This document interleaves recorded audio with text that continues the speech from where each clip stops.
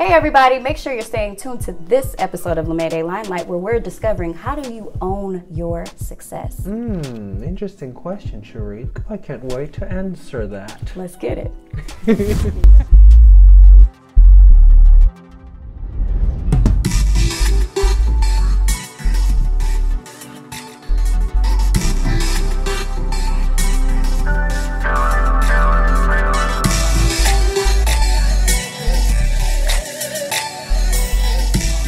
It's 2019. Right, it's a new year. It's a new year. It's a new year. It's an amazing year. Welcome everybody Yes. to the 2019 LaMay Day Limelight. Bam. How you doing? I'm amazing. You look amazing. Thanks. You got some curls. I see. Oh You yeah, I got it my laid hair down. You know what I'm saying? I always wear my man bun, and I was like, I'll wear my hair down for the first episode of the year. Okay. You know, Do something a little different. a little different. And then I got some bangs. I and see you. things. I'm trying She to. giving me Kardashian waves. Oh, really? Yes. Okay, I need a Kardashian check. How about that? Hallelujah. Oh my That's right. gosh. Anyway, so it's 2019. Welcome to the very first episode of LaMay Day Limelight for the new year. We appreciate you for being here. Please make sure you are following us and you are a part of the family so you can get all of the updates. Please subscribe. And yeah, I mean, so far, my 2019 has been great. How about yours? You know what? It's been eye-opening, Okay. enlightening. I feel refreshed. Good.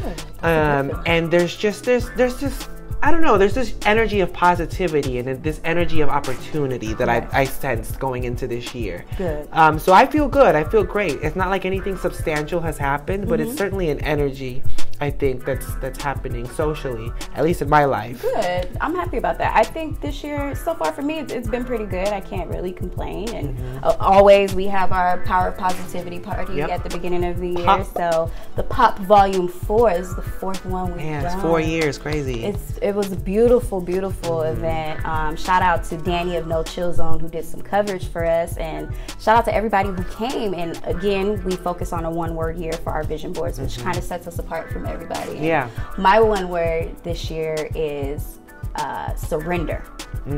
Surrender was my word, and it just is something that just kept speaking to me because not only do I feel as though I need to surrender to my God and my faith, I also needed to surrender to myself, meaning focusing on myself and surrendering to the things that are naturally happening organically, and not really trying to control every little, because I'm a control freak, I'm not gonna lie.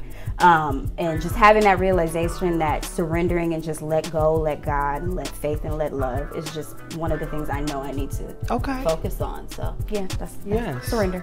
All right, I surrender. What's So yours? I decided that this was going to be my year of shine. So shine is my word of the year. Last year was my year of magic. And I mean, I manifested that. My year was magical. I had those moments that certainly felt magic. And I was like, okay, but how do I make those magical moments make me shine? And that's what I wanted to do. I really want to amplify my voice. I want to amplify my platform. I want to amplify all the things that I do and like put some shine on. Like legit, like I think I owe that to myself. I think in the past I've had a tendency to just kind of shy away and, you know, maybe not give myself enough credit for some of the things that I've accomplished. And I want to flip that all the way around this year. And I want to be a shiny object. I want to shed light. You know, it's not just about me too. I want to shed light, hence limelight. Like how perfect. But I want to shine and give light to others. Have other people feeling bright. Be a vessel. Exactly. So that's my mission this year. It's the year of shine for me, and so I'm about to be out here shining. So you shining. Yeah. I'm surrendering. Oh yeah. And all in all, it's going to be successful. All in all, we manifesting Success and everything. Everything. We need. So speaking of success, this episode is about owning your success, and we have a wonderful guest that we're going to be speaking to in that regard. But in regards to success, how do you own yours? How do you own your accomplishments? I know you mentioned it a little bit. Yeah. You know, it's funny because the word success and what that means to me, I don't know. I feel like it means a different thing to a lot of people. Right. That's very true. Have I found my success? I feel like I have been successful in several parts of my life. Like I've reached milestones that you know I accomplished successfully that a lot of people don't get to do or see. Me personally, I just own it. I want to remain humble, and I want to just be mindful of, you know, being thankful ultimately is how I feel I own my success. You know, being thankful of what I have been able to accomplish and using that as a means to help others. That's my way of owning it. That's good. You know what I'm saying? Okay, Oprah. So for me, I mean, you kind of said everything I think as well. Like, I think we're on the same page. We're on the same wave. I think most of us as creatives, we have a funny relationship with success because we have this idea of what it looks like. Yeah. And we see it so much on social media and in the media and everything. And for me, owning it to me is defining it for yourself. Yeah. And no, do I think I've reached, you know, my plethora of successful moments? No, I haven't. But I think it's important to wake up every day and kind of count your successes just as you count your blessings. And we are successful. I think so. I think because you and I do this like on a regular, it just kind of, it's almost like an afterthought. But recently I've had a few people be like, man, you really doing it, you becoming a mogul. I said, where?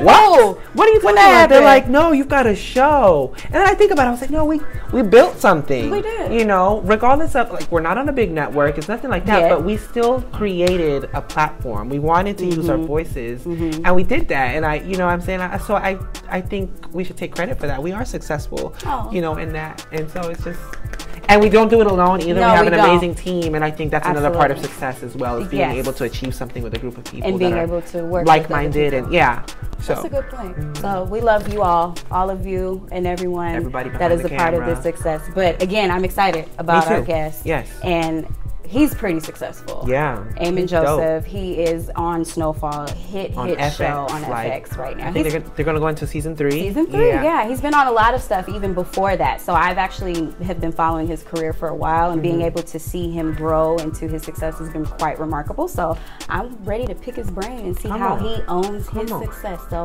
let's go do it. Boop. And now we have American actor, producer, and currently starring as Jerome Saint on Snowfall on FX, Mr. Amin Joseph. Yes. What's up, man? How you doing? Good. Welcome to Limelight. How you doing? I'm awesome. We go way back, huh? We go way back. Just, you know, Hollywood. Just me and my brother here. You know what I'm saying? You came through with the holsters. I know. Like, you know, I feel gun control. Okay, there you go. Okay, I'm feeling it. Okay, so real quick, I took a look at your Instagram, and I saw something that you had in your description, and it said 1 billion characters served. So what does that mean? I was really You know how intrigued. we just make up something. You gotta make up something on Instagram, man. It's getting competitive out there. You're like, what the hell can I say that sounds like new and creative?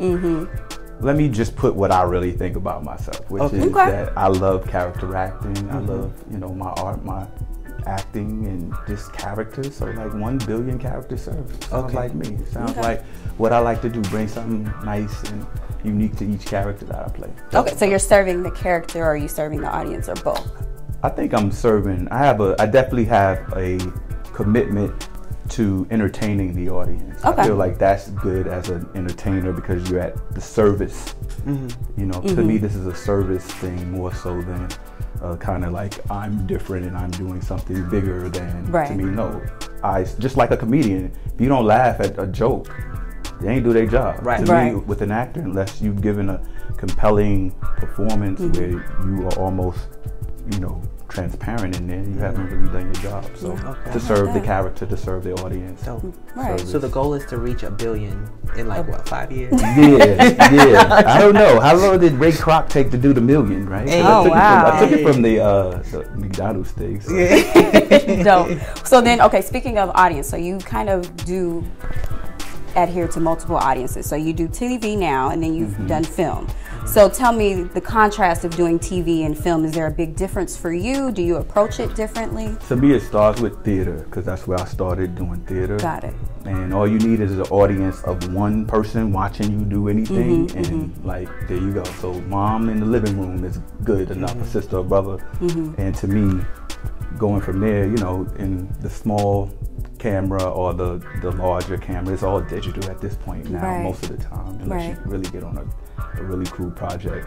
But each medium has its own, you know, your own, I guess, communication with each medium, smaller or bigger performances, but it's all the same for me at the end of the day. Like, have fun. It's all in the day's work. Yeah, sometimes it's just in the eyes, you're just like, okay, I'm like, dude, did that read?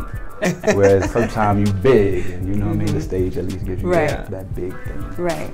You're a really nice guy, like just very pleasant person. But on camera, you've played several antagonists. Yeah, I like very juxtaposition. Right. Dope, Baywatch, and then also the After Party, which came out recently on Netflix. Yeah. That was really funny, by the way. Thank you. I had fun with that. Yeah. Like to me, again, it's about having fun with any character that you play. You know what I mean? Just finding something that I feel like if working today, if we're acting, like let's have a good time. Let's do something special.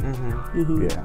And be convincing. And then you also have like the comedic aspect of it. Like not only are you the antagonist, but there's also those funny moments that are really genuine. Is that on purpose or? Yeah, I mean, I think that's I think that's just part of the recipe of life.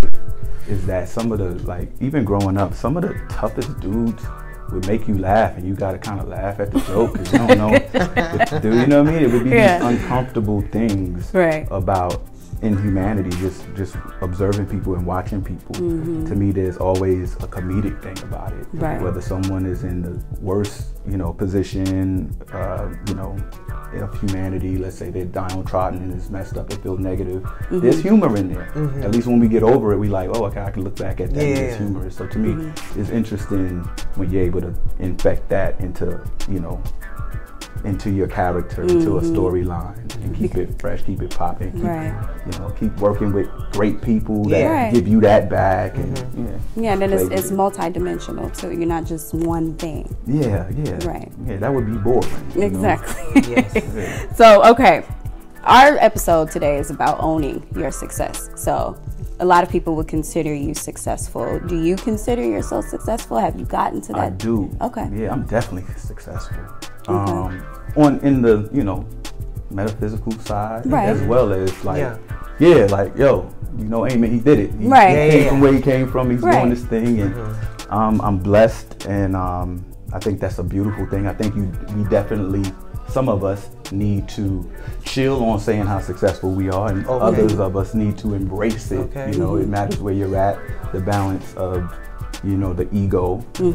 But I think it's great to know that you're successful, and to define that for oneself. Exactly. And to evolve as that continues to evolve, but not be locked to anyone's definition or even your own definition at one point in time. Right. It's good you said that, because I think a lot of people don't focus on, sometimes there are some challenges within success, and people have a lot of guilt, so to speak. So have you had any specific challenges that you can think of when it came to you becoming successful?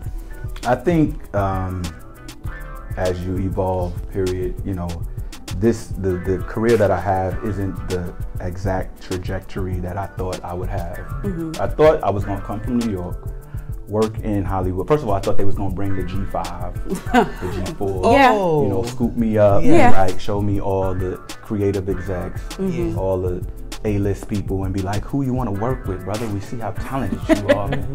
And of course, it's nothing like that. It's more like coming out here with, how many ever $1,000 you got, and figuring out who how came to with maintain. that. Oh, you good? Hey, you know what? It's all relative, right? It's all relative. $60, bro. I don't know how I made it, but hey, look. You did that. Yeah. Much respect. And coming out here like that, it's about finding a creative home, finding people that you can nourish your creative thing with, and they pour into you as well. To me, that's a part of success. Having people that you really believe in, having people that believe in you. I think that's success. In what ways have you surprised yourself? That one's probably tougher because I plan so much. I'm a planner. If anything, I've had to stop planning as much and be able to, go on this journey not being premeditated about what I want to do. Because to me, if you plan out everything like, oh, I see how I want to do something 10 years from now, and I have productions and things that I want to do, or even family life and the family work balance. I already have projected how I want to see my kids and my family. And if you do all of that, sometimes it may not feel like things are as spontaneous because you've been thinking about that for so long, so that when it finally comes, sometimes at least for myself, I've even forgot to celebrate things that were once a goal or a dream, but now I done forgot about it because I'm always on to the next thing. By the time that happens, it's like, oh yeah, I'm doing that, but you know. So that's a hard question for me as far as what has surprised me about success. But what I love about myself is that I feel authentic to me.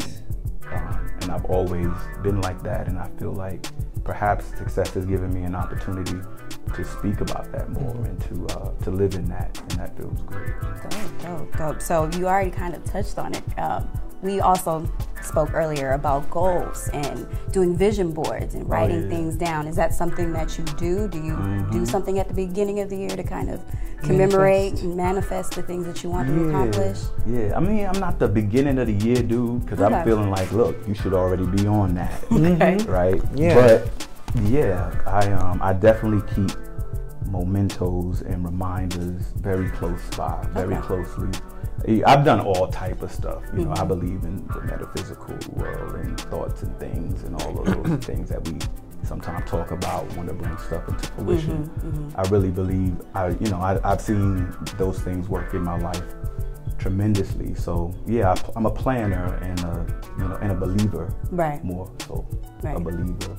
And yeah, you see those things. I mean, I've actually gotten emails from myself that have literally said exactly what my life is right now. Wow. And I've looked at those things, and if anything, it's kind of like, well, do I do that again? Am I greedy to go and re-up on? But that's an endless resource for us. Yeah. The void, putting our intention out is a wonderful thing. And when you see those things come into fruition, it's like, wow, this is such a great life. And then think about all the obstacles. It's interesting. And there's no point in blocking your blessings, so you might as well just There's a little survivor's remorse, I feel like, sometimes that I can have. Like, wow, you see how the collective is feeling. You know, sometimes you can pick up on that energy of struggle and, it's the grind. And when you don't live that, when people see you and define what you do as that, but you don't see it like that, it's interesting, because you can kind of get caught into that. But yeah, success is beautiful, and I think that being able to own that, truly own that, truly love yourself, despite what you said how it should be, despite but I believe in speaking intention, speaking to yourself. I talk to myself every morning. You see me out somewhere, I do every day. Walking down the street, I might be talking to myself. I talk to myself in front of that. It's therapeutic, nice, and you have to speak it. Nice. So, I don't know how active you are on social media, but there's been a few hashtags that are trending as of late, particularly the "How has time aged you?" or how has aging hit you? I got it. Let me get it together. How has aging hit you? So we wanted to see, how has aging hit Amin? How we take a look? Oh, because I won't go. Oh wow! Look at that. So just tell us about this first picture. So that picture how is were from you there? Rice High School. 14. 14. Yeah, I think so. Yeah, 14. Rice High School in New York. That's the school picture. Yes. Wow. What borough? Harlem. I write Harlem. He had the lip bite. What was up with the bottom lip bite? You had the little bottom. I think I was trying to hit you with a slight smize and a little slight bust of the dimple. You know what I mean? I didn't want to come just a little full dimple on you, because I could shut it down. Yeah, I got crazy. I'm weak. I had earthquakes, volcanoes, but I was just like, here you go. Okay. Okay, we got right there. That young man knew where this is gonna happen. Yeah. So, amen. So like, another hashtag that's been trending is the 10-year challenge. So then we dug up this picture and we got you. Bam. See, now that's Amin. That's me. I'm same dude. Right. What's happening here? This was one of the first films that I did. I think that's a film called Rage and Discipline. It was actually a BET film. Okay. Wow. And I shot it in New York. It was like gangsters versus thugs. No, gangsters versus thugs. It was boxers versus thugs. Okay. And shot this in Harlem, like every block around where I lived, and it ended up. It was one of the films where I was like, they gotta fly me out to LA after this. Like, I just did it. I'm on BET. Damn. You know what I mean? Yeah. So that's Look at Amin, bro. Same nuthead. I tell you that. That's awesome. So that was So that's our 10-year challenge. Thank you for participating. Thank you. Impromptu. Thank you for I don't know. That's what happens when we friends on Facebook. Yeah. Probably caught it from somebody that tagged me. Yep. I don't think I posted that. Well, what do you have coming up next? Where can people find you? Anything you can? You can tell us. Feel about. free to plug. Right. Limelight on. Next, I have I'm working on my own film called The Block Is Mine. It's like an international action film, and I'm also producing a film called The Royal, baseball film drama, and I'll start on Snowfall season 3. Congratulations. I have a couple other things going, but as they come, they'll come. Amen. Yeah. Awesome. Well, thank you so much for being here. This one here. We love it. We love it. So lucky, and meeting you, brother. Thank you. I appreciate you. You're amazing. We're gonna always check in with you and see what you have going on. So you're part of the LaMay Day Limelight family now. I'm in. There we go. Thank you. All right. Well, thank you guys so much for tuning in. Make sure you're following us at LaMay Day Limelight on all of your socials, and have a wonderful 2019. Thank you guys.